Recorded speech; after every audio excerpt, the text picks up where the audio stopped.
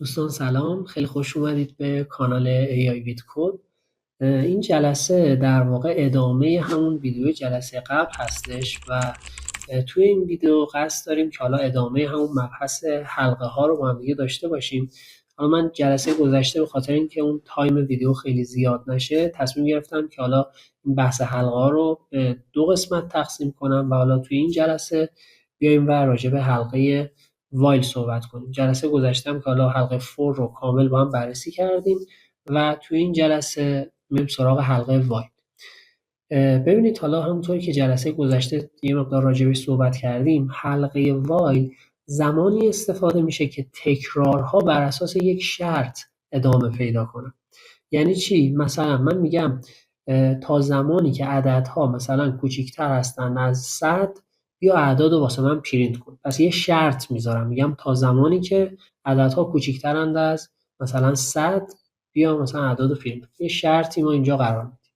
خب من ساختار کلی این حلقه وایل رو واسهتون بنویسم. حالا خیلی ساختار ساده‌ای داره. شما اول یه وایل می‌نویسید، بعدش اون شرطی که برای تکرار این حلقه حالا میخواید بذارید رو اونو می‌نویسید، یه 2 نقطه میزنید و بعدم میاد خط پایین. توی خط پایین باید دستوراتی که در واقع میخواید تکرار بشن رو بنویسید. پس دستوراتی که باید تکرار شوند رو میایید و توی خط پایین می‌نویسید و به این صورت یه حلقه وایل رو میتونید ایجاد کنید. خب یه مثال بزنیم. فرض کنید من میخوام بیام یک حلقه وایل بنویسم که حالا تا زمانی که عددها کوچکتر هستند از فرضاً 10 اونا رو پرینت بگیره. خب پس می‌نویسم وایل، یعنی تا زمانی که حالا مثلا اعداد، حالا میتونم با x با y با این متغیر اسمشون رو بذارم، مثلا x ها کوچکتر هستن از 10 بیا چیکار کن؟ بیا پرینت بگیر x ها. خب این کد حالا یه ایرادی داره، من حالا اینو اجراش کنم. خب ایرادش چیه؟ ببین میگه که اصلا این xی که شما اینجا الان گفتی اصلا تعریف نشده، این نیم x اصلا تعریف شده نیست. خب و درست هم میگه دیگه، ما گفتیم تا زمانی که x کوچیک‌تر از 10 x رو بیا پرینت کن. اصلا نگفتیم که x چنده، یعنی هیچ چیزی واسش تعریف نکرد. خب واسه اینکه این حل بشه من باید بیام x رو در واقع تعریف کنم. مثلا بنویسم x مساویه با 0. خب حالا اینو اجرا کنیم ببینیم آیا این مشکل حل شد. خب این مشکل حل میشه، ولی ما رو حالا توی یه مشکل بدتری میندازه. اونم اینه که ما رو توی یه لوپ حالا بی‌نهایت میندازه. ببینید الان این داره همش عدد 0 رو واسه ما پرینت میگیره و این تا بی‌نهایت ادامه پیدا میکنه. چرا؟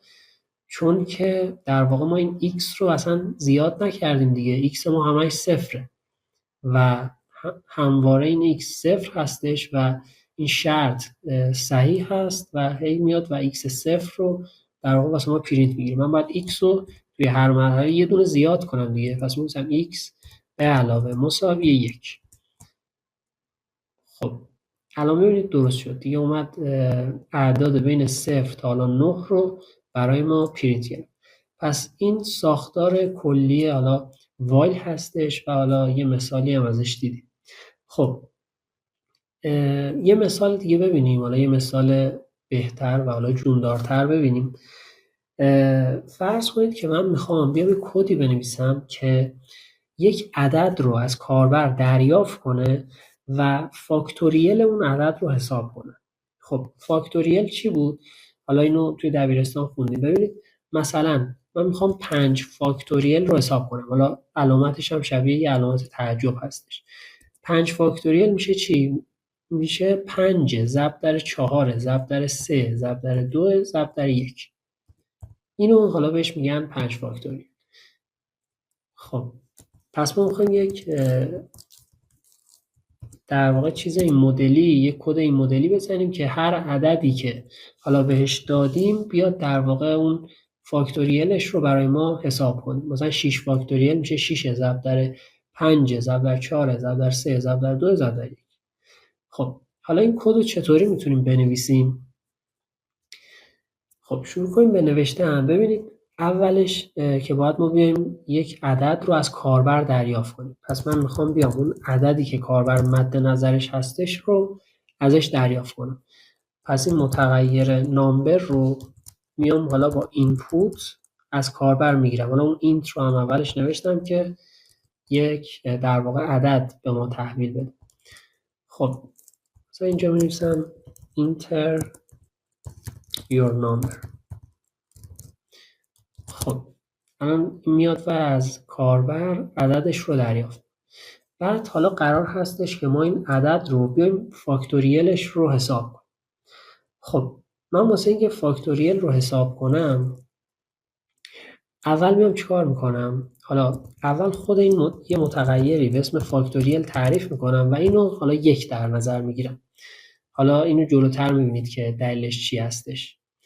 خب بعد میگم تا زمانی که از حلقه وایل استفاده میکنم، تا زمانی که این عددی که ما اینجا داریم یعنی نامبر ما بزرگتر هستش از یک، بیا هی یه دونه ازش کم کن. ببین الان اول 5 بود دیگه، بعد یه دونه ازش کم کرد شد 4، بعد یه دونه کم کرد شد 3، 2 و 1. بیا یه دونه از اون نامبر کم کن و ضربش کن توی حالا اون مقدار فاکتوریل قبلی میشه. مثلا شما این 5 رو اول ضرب در 4 میکنی، حالا این مقدارش میشه 20. فرض کنید این مقدار فاکتوریل ما میشه. بعد ضرب در 3 میشه 60. حالا فرض کنید اینو بگیریم مقدار فاکتوریل و بعد ضرب در 2 میکنیم، حالا مثلا میشه 120 و میشه مقدار فاکتوریل کلی. خب پس میگیم چی؟ میگیم تا زمانی که این نامبر ما در واقع بزرگتر هستش از یک، شما بیا اینو هی در واقع اجرا. حالا چی رو میخواد اجرا کنه؟ خب من میگم فاکتوریل حالا اول بذارید ساده بنویسمش، مساویه با فاکتوریل ضرب در نامبر. خب حالا بعد یه بار این کد رو میخونیم و با هم حالا نگاه میکنیم ببینیم چه جوری جلو میریم. و بعد میگم چی؟ بعد اینکه این فاکتوریل تو توی اون نامبر ضرب کردی، بیا توی هر مرحله نامبر رو منهای یک کن. یعنی نامبر مساویه با نامبر منهای یک.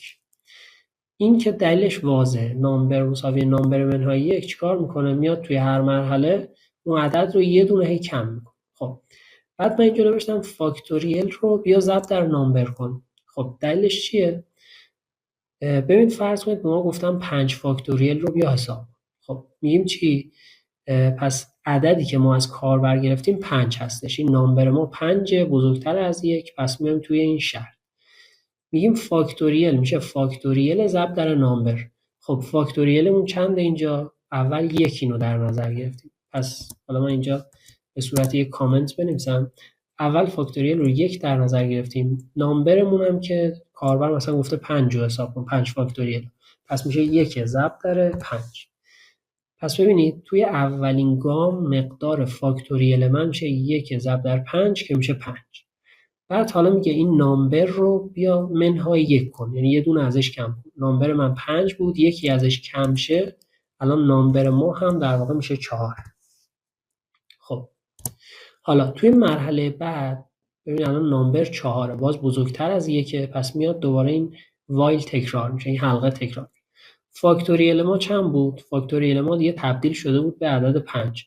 حالا 5 ضرب در نامبر یه دونه کم شده دیگه، الان 4، پس میشه 5 ضرب در 4، الان شد 20. ببینید الان این قسمتش در واقع واسه ما ایجاد شد. بعد حالا میگه چی؟ میگه دوباره بیا نامبر رو یه دونه کم کن. حالا نامبرمون 4، بیا یه دونه ازش کم کن. خب یه دونه کم کنم میشه 3. الان ببین نامبرمون شد 3. خب بعد دوباره اینجا میگه فاکتوریل رو که حالا 5 ضرب در 4 بود یعنی 20 بود رو یا ضرب کن توی نامبرمون هم که 3. پس ببین الان یه ضرب در 3 هم اینجا ایجاد شد، پس شد 5 ضرب در 4 ضرب در 3 و این به همین صورت ادامه پیدا میکنه. ببین دوباره میاد نامبرمون رو منهای یک میکنه، یعنی این 3 که اینجا داشتیم رو اینو من یکم بیارم این برتر که با اون قاطی نشه.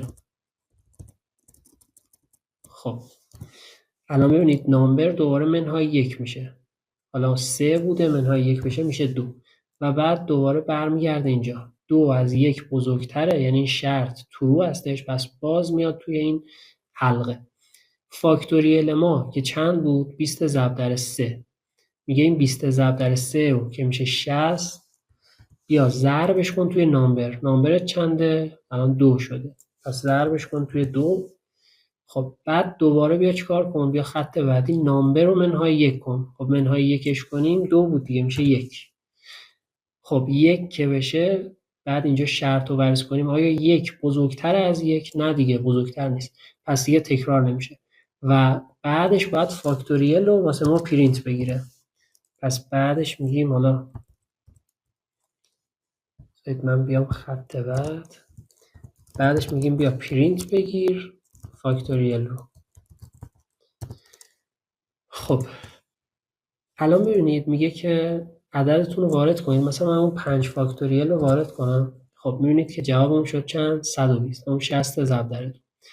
حالا یه بار دیگه امتحانش کنیم، مثلا 6 فاکتوریل میدونیم میشه 720 که حالا جوابش درست به دست. پس به این صورت میتونم بیام فاکتوریل رو در واقع حساب کنم، یعنی اون عددی که کاربر میده رو بگیرم و فاکتوریلش رو حساب.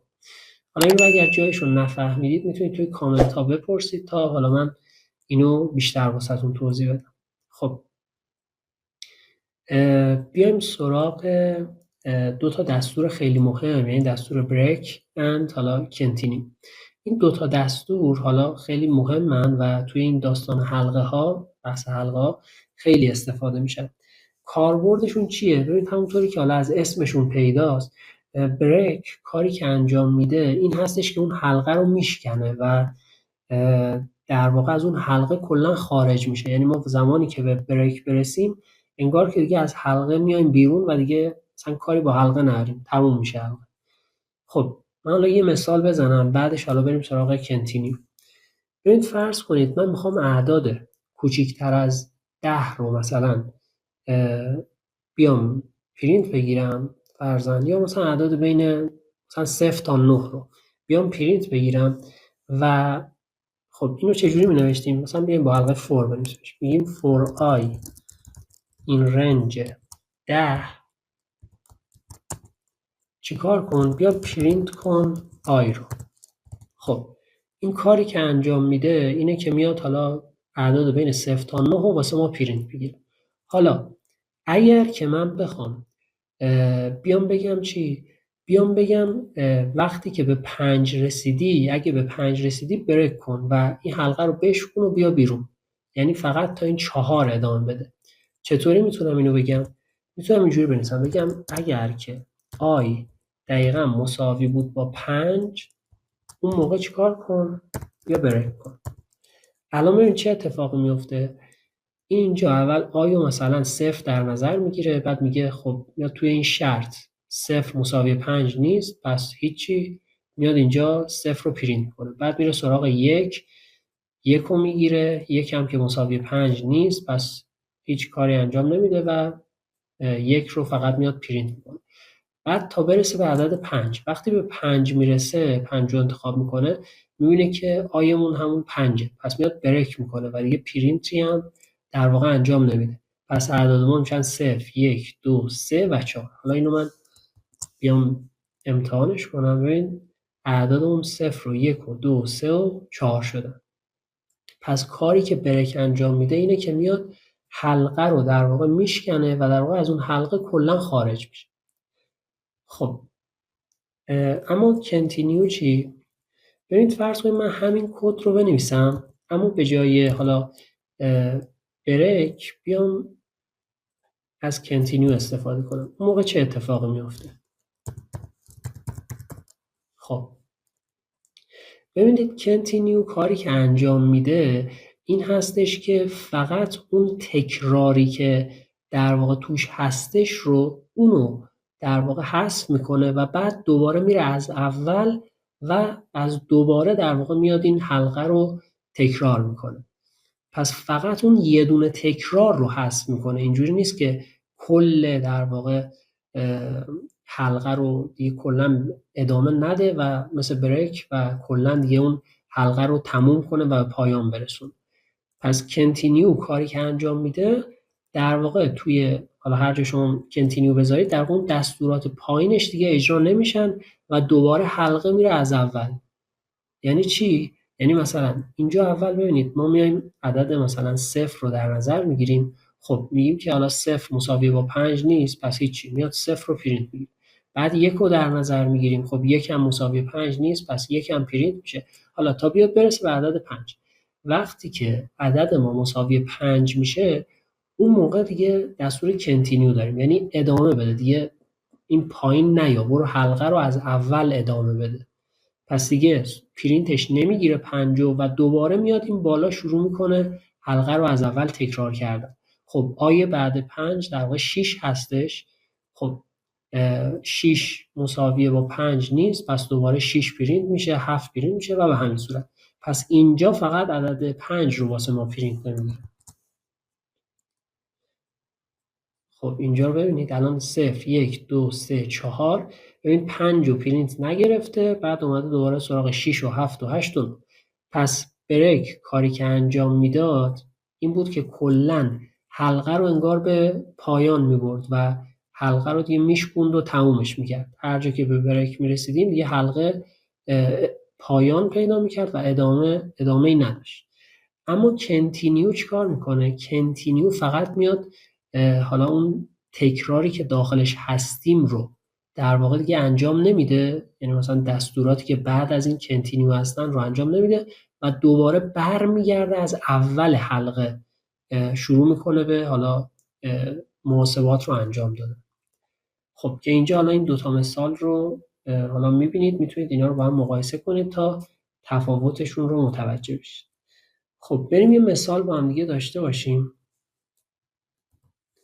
خب مثال بعدیمون در رابطه با حالا یک بازی حدس خیلی ساده هستش.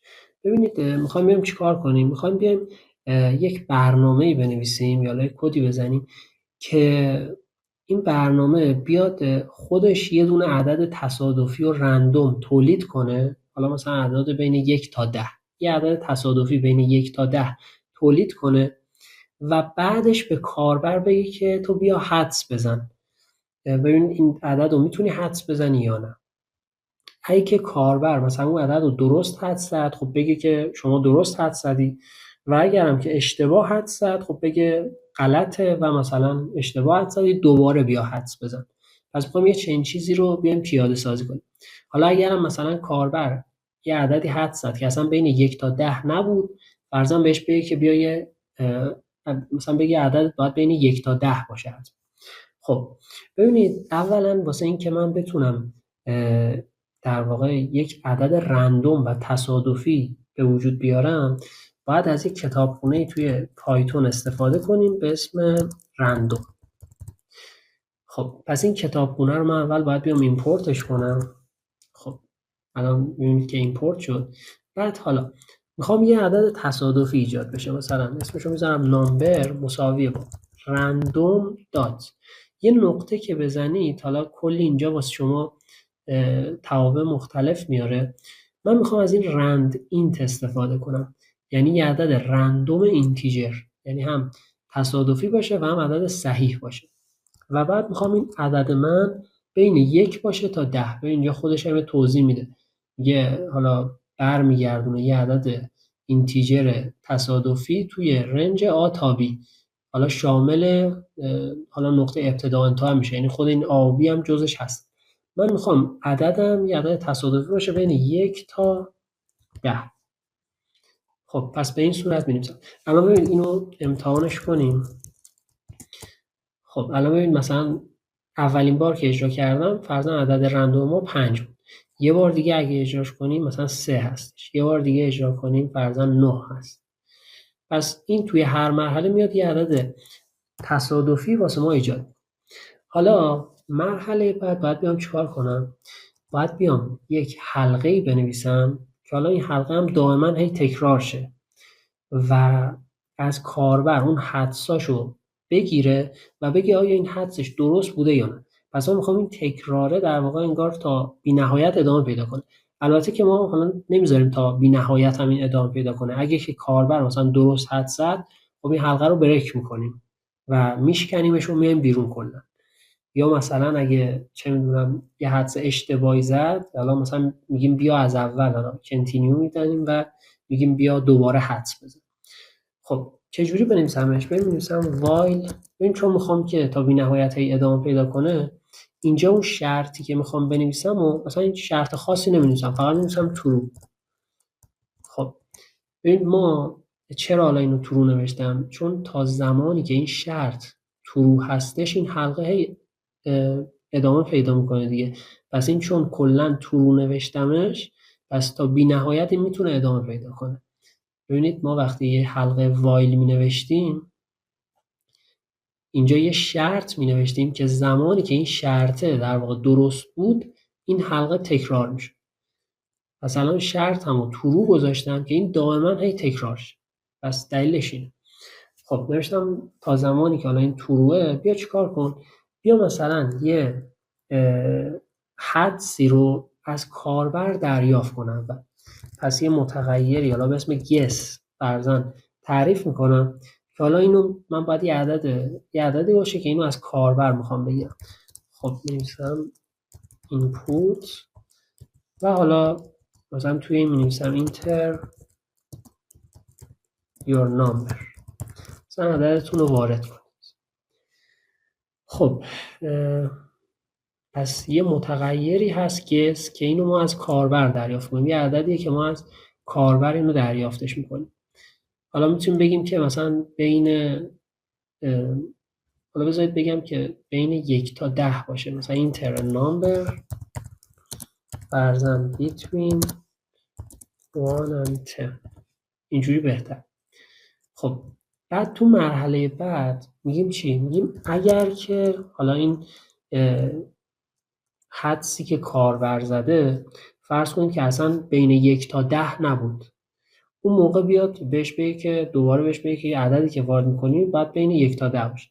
پس ببین اگر که این حدس کاربر فرضاً کوچیک‌تر بود از 0 یا حالا از اور استفاده می‌کنم، یا این حدسش بزرگتر بود از 10، اون موقع چیکار کن؟ بیا به کاربر بگو که بیا مثلا پرینت کن که مثلا please choose a number between 1 and 10. لطفا یه عدد بین 1 و 10 انتخاب کن و بعدش چیکار کن؟ و بعدش دوباره برگرد به این اول و دوباره یه گس جدید، یه حدس جدید از کاربر بگیر. پس اینجا من یک کنتینیو باید بنویسم که دوباره برگرده به اول هم. خب حالا یه الیف میذارم. حالا اگر که حدسش درست بود، یعنی دقیقاً این گسی که کاربر گفته، این حدسی که زده دقیقاً برابر بود به اون نامبری که سیستم به صورت تصادفی اینو ایجاد کرده. اگر که اینجوری بود، اون موقع مثلا واسهش پرینت کن که مثلا it's correct مثلا فرضاً the number was. خب بذارید من اینو اف استرینگش کنم که خب اینجا the number was مثلا عدد بود، حالا اون نامبری که اینجا در واقع سیستم به صورت تصادفی تولید کرد، اینو پرینت کن که حالا عددت صحیح بوده و کلا دیگه خارج شد، دیگه از حلقه خارج شد، یه عدد صحیح رو، جواب صحیح رو این کاربر داده و دیگه باید از این حلقه خارج بشه. و حالا در غیر این صورت، یعنی اگه جواب صحیح رو نداده بود و حالا حدسش بین 0 تا 10 بود و جواب صحیح نبود، بیا بنویس مثلا incorrect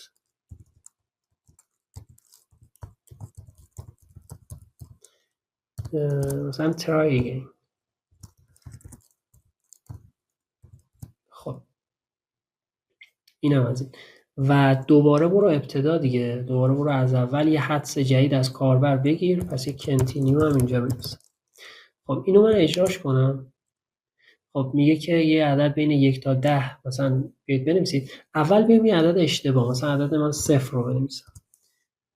خب میگه incorrect try again. حالا البته این باید چی رو میداد به ما؟ باید اینو در واقع به ما بده، چون که عدد 0 در واقع اینجا این هستش. یه اشتباهی که من کردم اینجا نوشتم کوچیک‌تر بود از 0، باید بنویسم کوچیک‌تر بود از 1. شما می‌خواید عدد بین 1 تا 10 باشه. خب الان من دوباره 0 رو بزنم.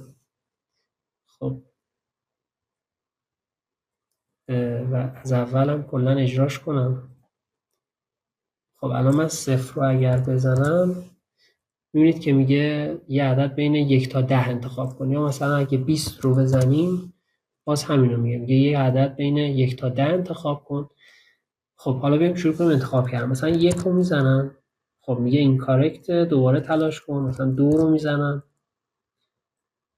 2 هم دوباره میگه این کارکت. 3 رو میزنم، خب 3 درست بود، گفت it's correct the number was حالا 3 و حلقمون هم تموم شد دیگه دوباره نرفت از اول از ما حدس بگیره به خاطر این بریکی که اینجا نوشته. خب خیلی ممنون که همراه ما بودید. فقط یک تمرینی هم شما میتونید اینجا داشته باشید، اونم این که شما بیایید همین کد رو یه کاری کنید، بیایید با فور بنویسیدش که این محدود باشه تعداد حدسایی که میتونه بزنه. مثلا اون کسی که میخواد بیاد این بازی رو انجام بده 5 تا حدس بیشتر نتونه بزنه، و مثلا اگه یا مثلا 3 تا حدس بیشتر نتونه بزنه، و مثلا اگه خواست حدس 4 رو بزنه سیستم بهش بگه که شما مثلا به حد اکثر تعداد حدسای خود رسیده. پس یه اینجور چیزی رو شما میتونید با حلقه فور بیایید حالا پیاده سازی کنید و به عنوان تمرینتون باشه. حالا یک تمرین این هستش و یک تمرین دیگه هم این که میتونید اون فاکتوریل رو هم بیایید با حالا فور هم پیاده سازی کنید. پس این دوتا تمرین رو داشته باشید، براشون فکر کنید. اگر هم حالا به جواب رسیدید و تونستید حل کنید توی کامنت ها دوست داشتید بفرستید تا منم حالا اونا رو ببینم و حالا نظرم رو راجبشون بگم. خب اگه که این ویدیو واسهتون مفید بوده خیلی ممنون میشم که ویدیو رو لایک کنید و کانالمون رو هم سابسکرایب کنید که از ویدیوهای بعدی اطلاع پیدا کنید. خسته نباشید. خدا نگهدار.